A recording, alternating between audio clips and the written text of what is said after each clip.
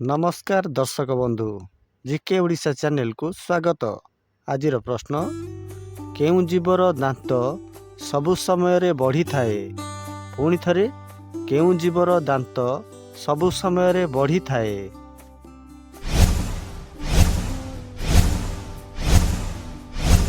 सांग माने यार सठिक उत्तरटी हेउछि मूषा। मूषार दांत सबु समय रे बढ़ी थाए। परवर्ती प्रश्न भालुर केतोटी दांत थाए।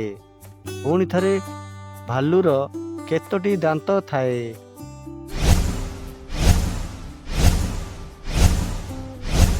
सांग माने यार सठिक उत्तरटी हेउछि 42टी दांत।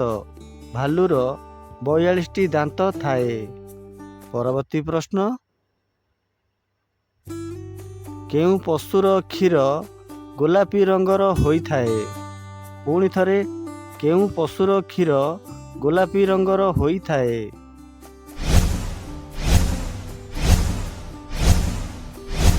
सांग माने यार सठिक उत्तरटी हेउछि हिप्पो पशु।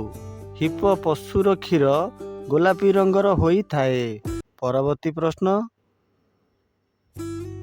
केउ जीव 200 वर्ष पर्यंत जीवित रही थाए। पुणी थरे केउ जीव 200 वर्ष पर्यंत जीवित रही थाए। सांग माने यार सठिक उत्तरटी हेउछि कइंछ। कइंछ 200 वर्ष पर्यंत जीवित रही थाए। परवर्ती प्रश्न केउ पशुर पिठीरे कूद थाए। पुणी थरे केउ पशुर पिठीरे कूद थाए।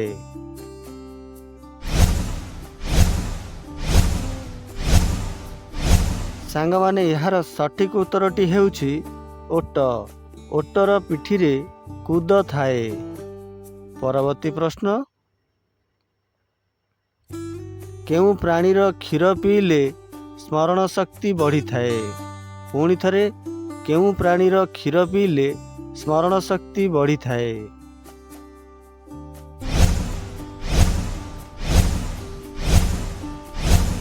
सांग माने यार सठिक उत्तरटी हेउछि गाई। गाईर क्षीर पीले स्मरण शक्ति बढ़ी थाए। परवर्ती प्रश्न केउ जीव कान साहाय्य मध्य देखि पारे। पुणी थरे केउ जीव कान साहाय्य मध्य देखि पारे।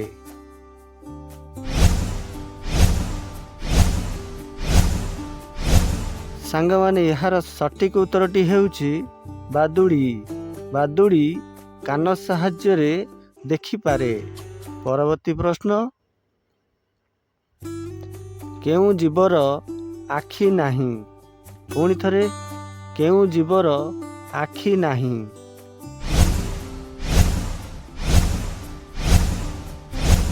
सांग माने यार सठिक उत्तरटी हेउछि जिया। जियार आखि नाही। परवर्ती प्रश्न केउ जीवर मुंड कटिबा परे मध्य 7 दिन बंची थाए। पुणी थरे केउ जीवर मुंड कटिबा परे मध्य 7 दिन बंची थाए।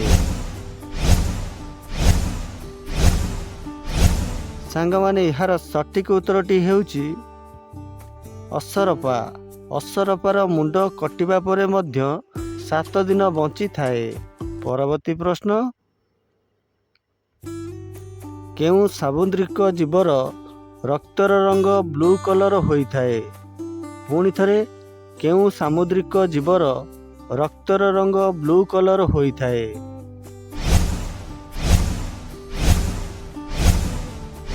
सांग माने यार सठिक उत्तरटी हेउछि ऑक्टोपस। ऑक्टोपसर रक्तर रंग ब्लू कलर होइथाए। परवर्ती प्रश्न केउ जीव पानी पीवा मात्रे मरी जाए। पुणी थरे केउ जीव पानी पीवा मात्रे मरी जाए। सांग माने यार सठिक उत्तरटी हेउछि कंगारू मूषा। कंगारू मूषा पानी पीवा मात्रे ମରିଯାଏ। ପରବର୍ତ୍ତୀ ପ୍ରଶ୍ନ, ଦୁନିଆର ସବୁଠାରୁ ବଡ଼ ଜୀବର ନାମ କ'ଣ? ପୁଣି ଥରେ, ଦୁନିଆର ସବୁଠାରୁ ବଡ଼ ଜୀବର ନାମ କ'ଣ? ସାଙ୍ଗମାନେ, ଏହାର ସଠିକ୍ ଉତ୍ତରଟି ହେଉଛି ବ୍ଲୁ ହ୍ୱେଲ୍ ମାଛ। ବ୍ଲୁ ହ୍ୱେଲ୍ ମାଛ ଦୁନିଆର ସବୁଠାରୁ ବଡ଼ ଜୀବ। ପରବର୍ତ୍ତୀ ପ୍ରଶ୍ନ, ଦୁନିଆର ସବୁଠାରୁ ବୁଦ୍ଧିମାନ ପଶୁ କିଏ? ପୁଣି ଥରେ, ଦୁନିଆର ସବୁଠାରୁ ବୁଦ୍ଧିମାନ ପଶୁ କିଏ? ସାଙ୍ଗମାନେ, ଏହାର ସଠିକ୍ ଉତ୍ତରଟି ହେଉଛି ସିମ୍ପାଜି। ସିମ୍ପାଜି ଦୁନିଆର ସବୁଠାରୁ ବୁଦ୍ଧିମାନ ପଶୁ। ପରବର୍ତ୍ତୀ ପ୍ରଶ୍ନ,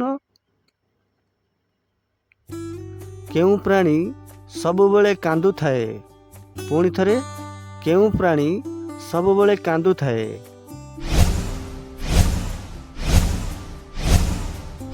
ସାଙ୍ଗମାନେ, ଏହାର ସଠିକ୍ ଉତ୍ତରଟି ହେଉଛି କୁମ୍ଭୀର। କୁମ୍ଭୀର ସବୁବେଳେ କାନ୍ଦୁଥାଏ। ଧନ୍ୟବାଦ। ଭିଡ଼ିଓଟି ଭଲ ଲାଗିଲେ କମେଣ୍ଟ କରି ନିଶ୍ଚୟ ଜଣାଇବେ। ହଁ, ଚ୍ୟାନେଲକୁ ସବସ୍କ୍ରାଇବ୍ କରିବାକୁ ଜମାରୁ ବି ଭୁଲିବେନି।